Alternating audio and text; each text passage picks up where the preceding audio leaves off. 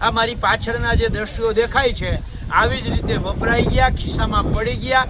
અને જે હું વારે વારે કહું છું, 40% કમિશનની આ સરકાર, આમાં ઘેડમાં તો 40% નહીં, 4%નું કામ કરી અને 96% કમિશનની આ સરકારે આ કામ કર્યું છે. એના કારણે ખેડૂતોના મકાન નથી. સરકારે ઘૂંટણીએ પડીને 1500 કરોડ રૂપિયાની જાહેરાત કરવી પડી.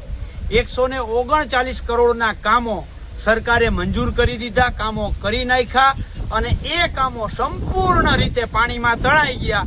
એ મારી પાછળ તમે જોઈ શકો છો. અને માનનીય સિંચાઈ મંત્રી કુંવરજીભાઈ બાવળિયા ને મારો સીધો સવાલ છે, જે મેં ગત મે મહિનામાં પૂછ્યો હતો કે આ 139 કરોડ તમે વાપર્યા છે ક્યાં, એનો જવાબ આપો. આ 139 હવે તમને ખબર પડી.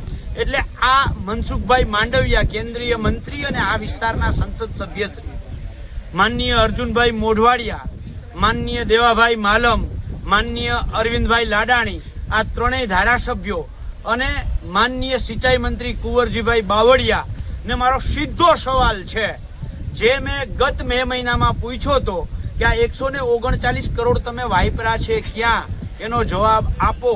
આ 139 હવે તમને ખબર પડી.